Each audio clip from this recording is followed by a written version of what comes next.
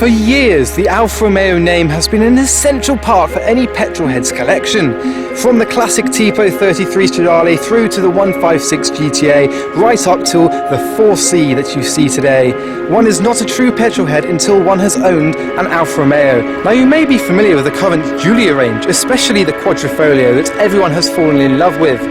However, Alfa Romeo has other models, including this, the Speciale. It's a 2.2 litre diesel. Does it live up to the Petrolhead fanatic name that is Alfa Romeo? Or is it still just another diesel? I'm going to have a look and see whether this car lives up to the Alfa Romeo name.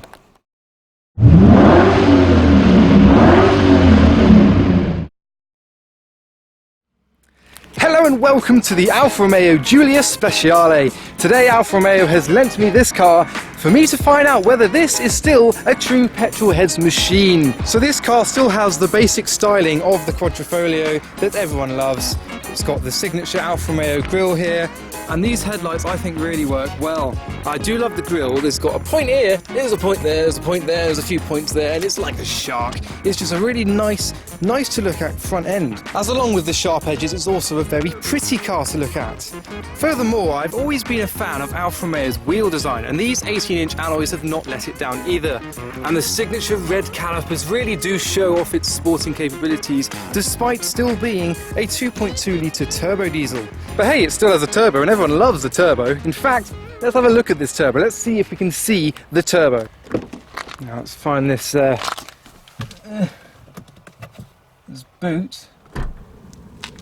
Don't know why I pressed that. Ah! It's the other side. Those wacky Italians. Right. So as expected, there is a plastic cover like anything modern these days. There's a nice little design there. I guess that's to make the turbo breathe. It looks like the turbo's down there. So you can kind of see it, which is rare for a modern car, especially a diesel these days. It's nice they've paid attention to the design of this plastic box that's in the way of every car these days. Where is that? Okay, there's two latches, there's one there and one there, so you need to be there. Well, I'm sure that just means that you don't need to open the bonnet that regularly, so that's not really an issue. And around the back, the sharp but pretty design is continued, along with this sporting rear diffuser that would not look out of place on a DTM car.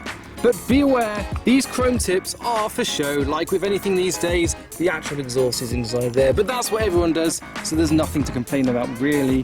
The purpose of the chrome tips is just for design, and that is this car's unique selling point. It's fantastic, stylish design. You get Italian styling on a car that the Germans wouldn't scoff at either, and especially in this metallic Vesuvio grey colour.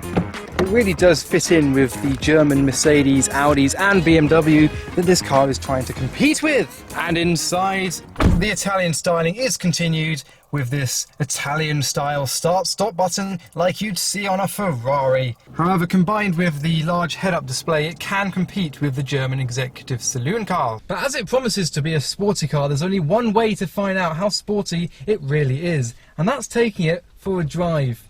With 0 to 60 in just over 7 seconds, I hope it lives up to its name. So let's find out.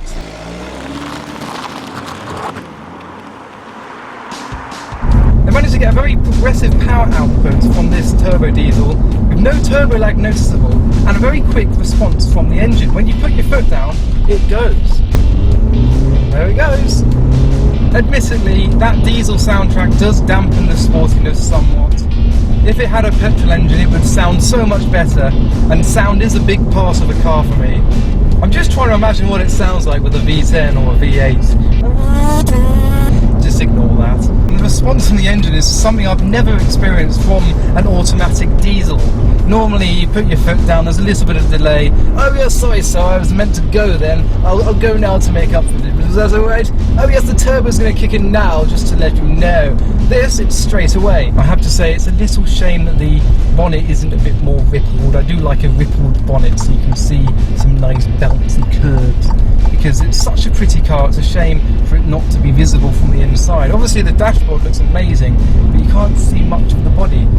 It's a treat for everyone outside to see. Everyone can see what you're driving except you, but I honestly believe the look of this car is better than anything that Audi, BMW, Mercedes, Jaguar, even Jaguar has to offer. I think I need to find a narrow road with more twisty turnies so I can test the handling of this car, because so far I'm on these fast straight roads which are great for acceleration, but I need some sharp corners, so I'm going to go find some twisties. Let's chuck it in and see how it goes. There's literally no body roll and the car just sticks to the road. I mean, the tyres definitely help with that, but you know what, this handles better than both my cars, and they're meant to be sports cars. Yes, they are 30 years old, but that doesn't matter. This is very impressive for a car that's marketed at someone who's after a diesel. The diesel is dying out, but it is still live apparently, according to this. Oh my god, an Aventador! I'm going to find that! Right, the test is on. Can I catch up with a Lamborghini Aventador, which however is also grey? So grey is not necessarily a dull colour, because I've just seen a Lamborghini Aventador in grey. Right, it went this way. I need to go fast enough to catch up with it, but not so fast that I fall off the road. However, its traction control did warn me earlier that it was working, so that's good. Come on, Range Rover, out the way. I need to find this Aventador. You may not have somewhere to go, but I do. I've got to go car spotting. Find my roots, follow my roots in this Alfa Romeo, another Petrolhead car that the Aventador is as well. Italian friends! We're both Italian! This Range Rover is in my way of meeting up with my Italian friend. Come on, I can't see the Aventador anywhere because I've got a Range Rover holding me up. I can just about see it. If I can get behind it, then we can really test out this sporting capability with another Italian sports car. Well, it's a supercar, but just gloss over that. Come on, I've got this Range Rover, then another car, then the Aventador is in front of that. Now, I'm hoping this Aventador is on a Sunday drive and not off to sea somewhere. Oh, he's gone that way. He's following the traffic. So I shall follow it too. Come on! They're not going my way, that's good. Oh, I can fit through there. It's a sports car. It's a small car to follow the likes of the BMW 3 Series, so it can fit through gaps like the one by the Range Rover, so it can chase down an Aventador. That's probably why they made it this scale and not so big to follow like the 5 Series and the 7 Series. It's so it can follow Aventadors. That's definitely what they were thinking. So I am actually behind the Aventador now, just need to catch up with it a little bit. Its wings up, so it is going some. Oh, this is exciting! There it is! Come on, Alpha! Come on, Alpha! Yes! Let's put the window down. Ah, it's too windy! Do you think we could have a play? Do you think we could? I think we could. Let's flash him down. Look at that! Another sporty grey Italian car. Another Petrolhead in a car, on a drive, in the country. Put the window down now. Well, at the moment, the Aventador, he might as well be in this car because he's hardly driving it hard, so I can't really see how this compares. But I'm sure there'll be time. We'll pull off into a nice windy road and I'm sure he'll put his foot down. That's the trouble. When you buy a supercar, you're a bit more afraid to put the foot down because the cost of it is so high that you don't want to bin it. However, obviously I don't want to bin this, but at 35 grand starting point, it's a little bit more affordable, so you can have a little bit more fun in it. If this was worth 200, 300 grand like that Aventador in front of me, I'd be a little bit more scared. The Aventador is huge, this is nice and narrow, a nice little compact size. It doesn't feel cramped inside, but it feels small from the outside, so you've got the confidence to fit through a gap, like I did earlier from that Range Rover, to get behind this. So right now I think I'm winning. That guy in his Lamborghini Aventador is, in my mind, he's losing. Yes. Now this Aventador might just be on his way home. I don't actually know where we're going. I have no idea where we are. I'm a bit lost now. Ah! We are stuck behind a very slow tractor. That means some overtaking is on the cards. Let's see how it does. Whoa! That was amazing! Oh, look at Spider-Man! Spider-Man's on the roundabout. I think the Aventador's finally had enough of me following him.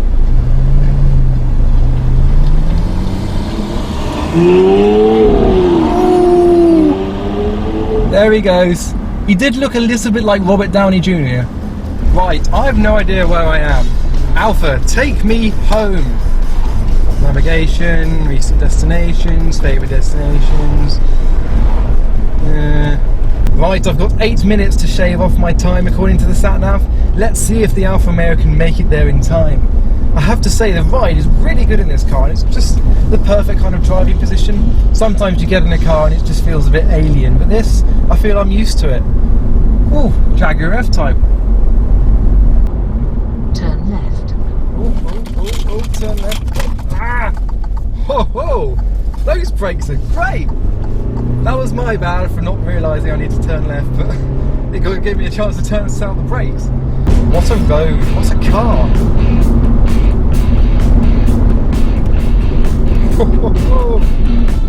Oh, the brakes are doing it again. Look at that. Right. And of course, being rear-wheel drive, you can have a bit more fun. Front-wheel drive is it's like a rabbit with big legs at the front. It just doesn't work. Rear-wheel drive is definitely the way forward. These corners in a front-wheel drive car, I would understeer everywhere, but I'm not. The traction control is actually rather good. It's coping well. Hey! Oh, it's brilliant. That was a little jump, just a little one.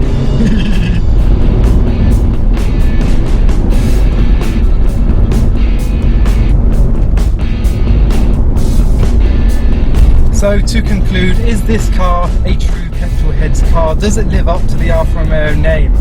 Now, I honestly thought I'd struggle to say yes to this question. I thought a 2.2 litre diesel engine in this car would not really give me the answer that I wanted.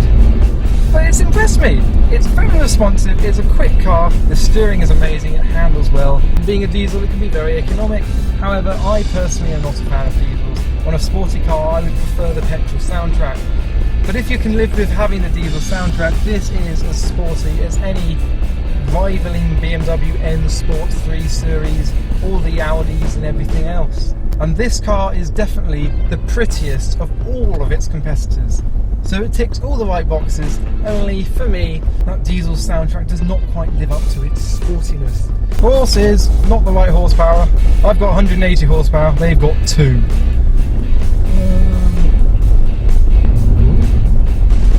Steady on. If this car was any bigger, I'd be too nervous to go around these corners at the speeds I've been doing today. Being a nice size gives me more confidence to enjoy the car, which I did today. So I hope you enjoyed this video as much as I've enjoyed the car.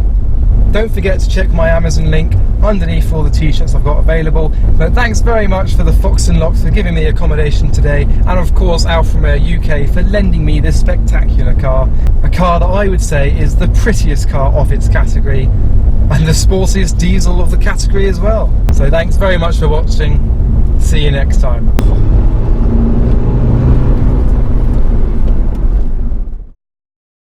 Likes the video, own the t-shirt. Simply follow the link in the description below for this and more.